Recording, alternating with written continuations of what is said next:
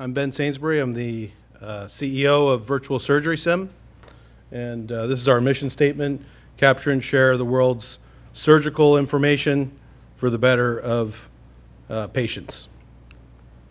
So, little shocking statistic: medical error is the leading cause of death in the United States. Surgical error accounting for over 40,000 deaths in the United States. Why? Because surgeons aren't getting the adequate training that they need to become effective at their jobs. The 10,000 Malcolm Gladwell hours.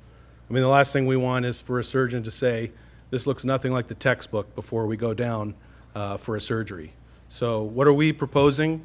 A surgical solution that's customizable, that is connected to big data, so you can access what other surgeons have done, and is also customizable, meaning what you see in the market today with, say, a mannequin that's baked in with one patient, we want something that's customizable, that's got real patient data that we can practice on.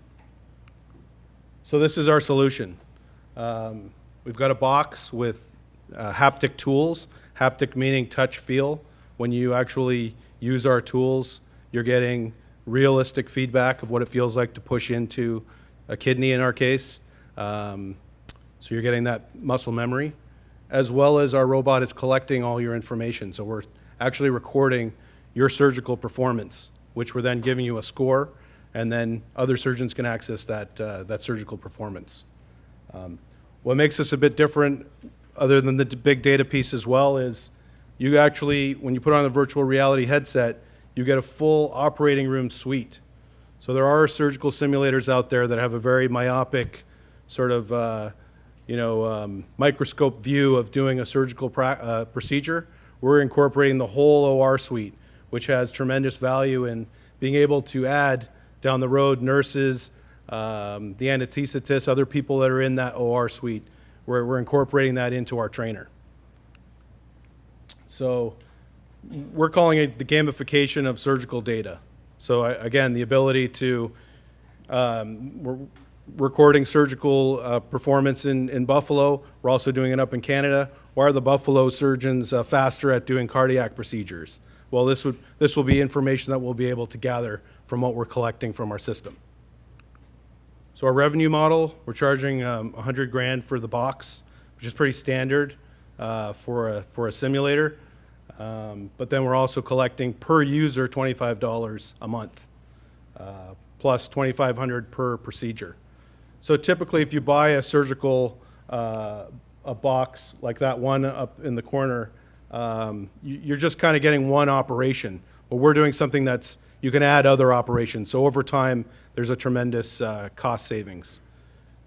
We started to build our own fluid dynamic simulation for the tissue, soft tissue breaking and all the intricate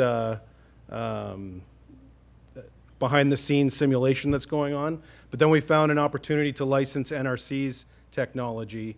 They had built a neuro simulator, which you see up in the corner, that CAE ended up licensing. So we've got an exclusive for gastrointestinal and urology procedures, and we're currently expanding that to cardiac.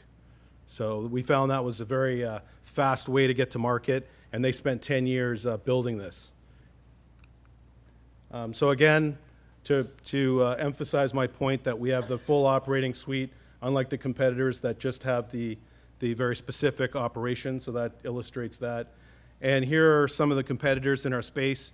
This is just focusing on urology. Our minimum viable product is for urologists. My partner was in the earlier slide. He is a urologist, so that's our first sort of beachhead. The other simulators, again, some of them do have haptics. Well, all of the ones I listed here have haptics. The customizable is big because the simulators that are out there now typically have what's kind of the textbook way of doing an operation. But we're making it very easy for the surgeon to change a couple of the best practices to make it so that they can actually do it the way they do it and get scored accordingly. What you see in the corner there is a training center in Belgium. Surgical simulation is now the standard in Europe, and it's getting there in the United States. we've identified for our immediate market opportunity the 350 hospitals that have a simulation budget. So typically our customers is a research hospital that has a budget to buy simulation equipment, and we put together some projections on, typically you'd buy 2 simulators per 40 students, and so that's the math that we did to kind of just show the sort of low-hanging fruit. There are a few competitors in this space, CAE being one of them, and they are also a strategic partner for some companies, and 3DS Systems are now getting into the simulation space. You may know them from 3D printing. Well, they bought Symbionics, which would be a competitor, for $120 million. Now, Symbionics had 60 operations, so we're not quite there yet, but we're getting there. FDA is not necessary when we call it a training device, but as we get into calling this a rehearsal platform, there is precedent to getting FDA approval. There's a company called Surgical Theater out of Cleveland. They're doing walkthroughs with VR devices for brain surgery. So we're going to follow their example and get the FDA approval so that we can start advertising it as a rehearsal platform. So Dr. Singal has already kind of given us the thumbs up, and now we've got these 3 other hospitals that we're planning on doing the next beta tests. We're going to the urology convention in Boston, and we're putting in a late abstract for that as part of our strategy to point to data that this is working. So that's the next phase, is to get that testing. And our product roadmap, like I said, we have a kidney stone removal. We spent a lot of time building the basic framework, so now it's a lot faster for us to incorporate new surgeries. So the next one that we have is kidney removal. We're right now scoping it out, so that'll come out in the next few months. And then kidney tumor, prostate removal, and then we're going to move into the liver. So that's kind of the roadmap that we have. Myself, this came out of my PhD work in computer science, so building virtual reality environments. I showed what I'd built for training a journalist's basic first aid on the battlefield to Dr. Singal, and he immediately partnered with me to create this for urologists, seeing a big need, and made an investment. So I also have Lawson Gay, who is a high net worth individual with a big network that's helped to bring in additional investors. And we're actually using the same development team that built the neurology platform to help us build this platform. So we've contracted the same guys that we're working closely with at NRC, and we actually got an additional grant to do that work.